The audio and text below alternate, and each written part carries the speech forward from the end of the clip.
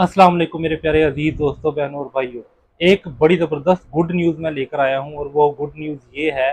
कि रजब भट्ट ने केस जीत लिया। मैं अभी आपको वीडियो भी दिखाता हूं। पहले ये सुन लें कि कौन सा केस है, वो कौन सा जीता है। मेरे प्यारे अजीज दोस्तों, बहनों और भाइयों, रजब भट्ट के ऊपर ना एक आयशा जट नामी लड़की ने ना केस किया हुआ था। केस क्या किया हुआ था? रेप का केस किया हुआ था रजब भट्ट के ऊपर, और रजब भट्ट के कज़न सलमान के ऊपर,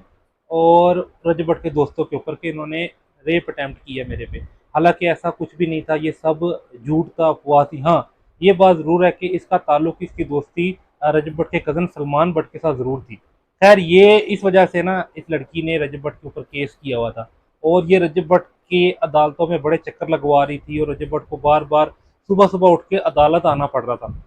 लेकिन अल्हम्दुलिल्लाह अल्हम्दुलिल्लाह रजब भट्ट के वकील ने सारी चीज़ें बताई है कि केस जो है वो बिल्कुल ख़त्म हो गया हुआ है। रजब भट्ट बरी ज़मा है, और सारी बातें जो उनकी है ना क्लियर बताई है कि रजब भट्ट शुरू से एंड तक कैसा था, और इस केस के हवाले से हर बात बताई है। तो बगैर वक्त ज़ाया किए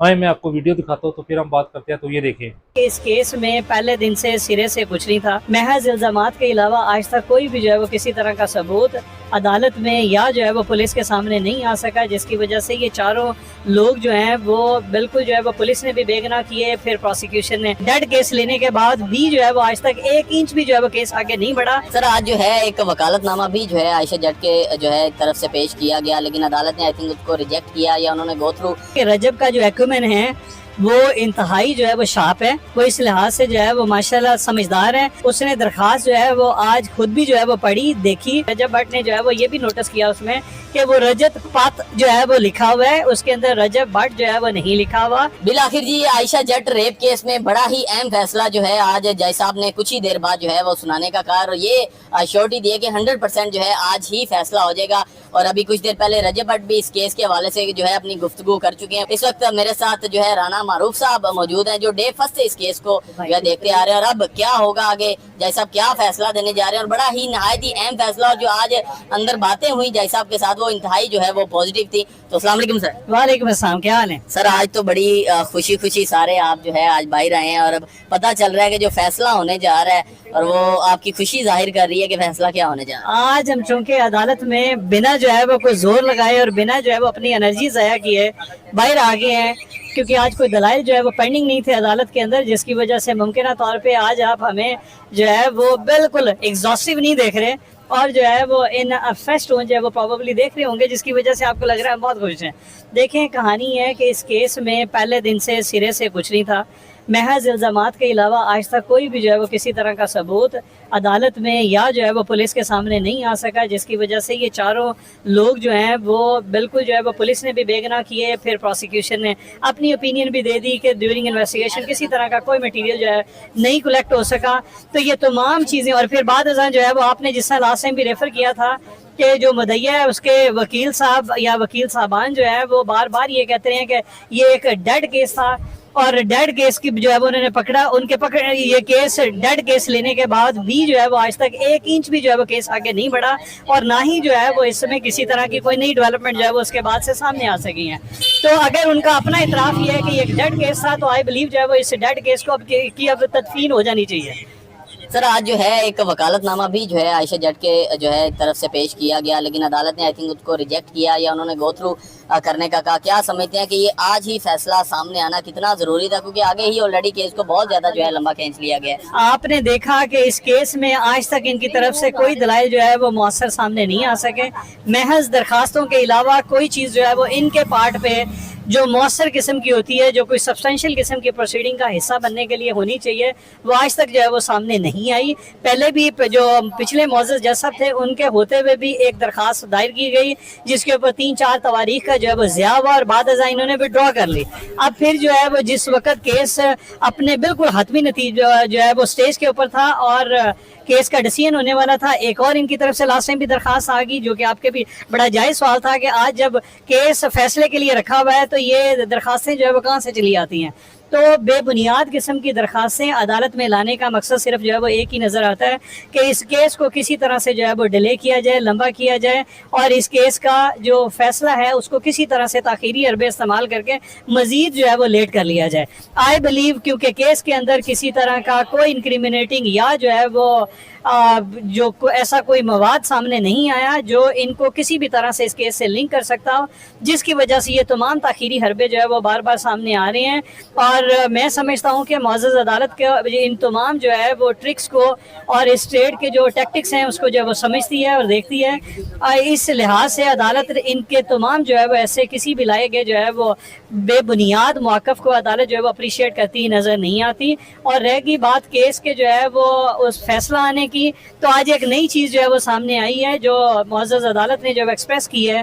कि अदालत के सामने जो लर्नड प्रोसिक्यूटर साहिबा हैं, स्टेट की जो प्रोसिक्यूटर हैं जिनका पहला जो है वो राइट ऑफ ऑडियंस है to plead the case on behalf of complainant, उनकी तरफ से कोई मुमकिन तौर पे दरख्वास्त की गई है कि अगर जो केस में मेन मुल्ज़म है सलमान हैदर, उसकी हद तक चालान आने तक इंतज़ार कर लिया जाए ताकि किसी भी तरह से केस जो है वो प्रेजुडिस ना हो। ये हमारे इल्म में लाने के बाद आपके सामने जो है वो अदालत को इसके ऊपर भी मुकम्मल असेस किया गया, कानूनी नुक्ते को भी जो है वो एड्रेस किया गया और अदालत से रिक्वेस्ट ये की गई कि अदालत के पास इस वक्त जो मौजूद जो है वो मटीरियल है उसकी बुनियाद पे अदालत देखते हुए अगर इनको कोई ट्राइबल मटीरियल जो है वो इनके खिलाफ नज़र आता है तो अदालत वैसा कोई जो है वो मुनासिब फैसला देख लें। अदरवाइज जो है वो अगर कोई ऐसी चीज़ नहीं है तो they all deserve acquittal, discharge from this case. इनका ये बिल्कुल जो है वो बुनियादी और कानूनी हक बनता है और ये कानूनी तकाजा है अदालत से कि इनको जो है वो इसी स्टेज पे डिस्चार्ज कर दिया जाए। इसकी वजह यह है कि इन तो 4 लोगों की हद तक जिनके खिलाफ सिरे से जो है वो कोई शहादत या मवाद मौजूद नहीं है, इनका हर बार जो है वो अदालत में बुलाए जाना इंसाफ के कत्ल के बराबर है। और ये अपने आप को जो है वो इस पूरे सिस्टम का और जो इस वक्त अदालती जो प्रोसीडिंग्स के रिगर्स और मिजरीज चल रहे हैं उनके लिए डेट पे आना, ये उसमें अपने आप को अग्रीव्ड महसूस करते हैं। तो अदालत इस स्टेज पे जो भी जो है वो मौजूदा सूरत हाल है केस फाइल की उसके मुताबिक इनको डिस्चार्ज कर दें और अगर कभी कोई जो है वो फॉलोइंग चालान आने के बाद अदालत अगर मुनासिब समझे कि जो है वो इसके अंदर किसी तरह की कोई नई शहादत सामने आ गई है जो इनको किसी तरह से कनेक्ट करती है तो अदालत जो है वो बिल्कुल अपना इख्तियार एक्सरसाइज करते हुए इनको दोबारा से समन कर सकती है। तो हमारी मुअज़्ज़ज़ अदालत से ये दरख्वास्त है कि इनको आज इसी स्टेज पे मौजूदा सूरत हाल के मुताबिक जो है वो इस केस में से बरी व डिस्चार्ज कर दिया जाए। सर आखिरी बात, रजब इतनी जितनी पेशियां हुई हैं आज तक कभी भी मीडिया से उन्होंने बात नहीं की, लेकिन आज जो है उन्होंने जाते जाते एक बड़ी अहम बात की कि मैंने कहा था कि मैं एंड पे एक बात करूंगा और उन्होंने कहा जी ये सामने मेरे कुछ दरखास्तें और जिनको मेरा नाम नहीं लिखना आता सही से, रजब भट्ट के स्पेलिंग नहीं आते, वो जो बार बार जो है अपनी बातों में पढ़ा लिखा वकील बातें करते हैं, जिनको नाम नहीं लिखना आता तो मैं अब उनको क्या पढ़ा लिखा वकील कहूँ। और जज साहब का फैसला अदालतों ने इंसाफ किया वो आपके सामने। तो आपने देखा कि रजब का जो एक्यूमेन है वो इंतहाई जो है वो शार्प है, वो इस लिहाज से जो है वो माशाल्लाह समझदार है। उसने दरख्वास्त जो है वो आज खुद भी जो है वो पढ़ी देखी और हमने भी चूँकि वो डिस्कस की हुई थी देखी हुई थी, जबकि ये बकुआ जो सानिहा जो भी वो बताते हैं जिसको अलेज करते हैं कि जो मेटा ग्लासेस पहने हुए अदालत में कहीं पे जो है उनका इल्ज़ाम है कि जो है वो ये पहने हुए नज़र आए हैं, वो था 29 जून 2026 का और ये 6 जुलाई 2026 को एक दरख्वास्त जो है ये फाइल करते हैं और उसमें बिल्कुल बखूबा उसी तारीख का जो है वो लिखते हैं, उसी जो है वो इंसिडेंट को कोट करते हुए ये पूरी दरख्वास्त में अपना मौक़िफ़ लेके चलते हैं। मगर जो प्रेयर पार्ट होता है जब अदालत से आप इस्तदा करते हैं कि मेरे लिए जो है वो ये कर दिया जाए, तो वहाँ पे उन्होंने बजाय जो है वो 29 जून 2026 की वीडियो सीज़ करने या जो है वो उसको मांगने के बजाय जो 6 जुलाई 2026 की जो वीडियो है उसकी जो है वो हद तक उन्होंने प्रेयर में जब लिखा है जो सेल्फ कंट्राडिक्टरी है टू दी इनिशियल सबमिशंस और कंटेंशंस जो उन्होंने अपनी दरख्वास्त में लिखी हैं। और फिर जो है वो आपने सही कहा कि रजब भट्ट ने जो है वो ये भी नोटिस किया उसमें कि वो रजत पात जो है वो लिखा हुआ है, उसके अंदर रजब भट्ट जो है वो नहीं लिखा हुआ, जबकि इन वकील साहब के सामने जो है वो ऑर्डर शीट्स भी ना आ रही हैं, इन वकील साहब के सामने पूरी केस फाइल भी है। इसके बावजूद जो है वो इस तरह की कोई चीज़ आना उसके ऊपर जो उसने मुनासिब कमेंट समझा वो जो है वो उसने कर दिया। बहरहाल ये किसी भी जो है वो प्रोफेशनल वकील के पार्ट पे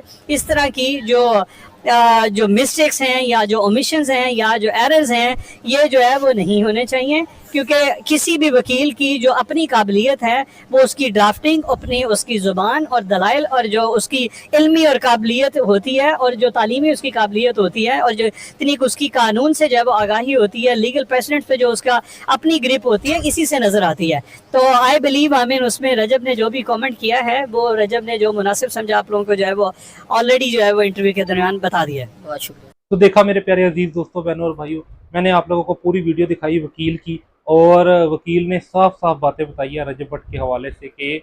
केस क्या था और केस ख़त्म कैसे हुआ, सारी बातें। अगर आप लोगों को मेरी वीडियो अच्छी लगी है तो कमेंट सेक्शन में माशाल्लाह लिख के चैनल को सब्सक्राइब जरूर कीजिएगा। लेकिन एक आखिरी बात सुनते जाइएगा,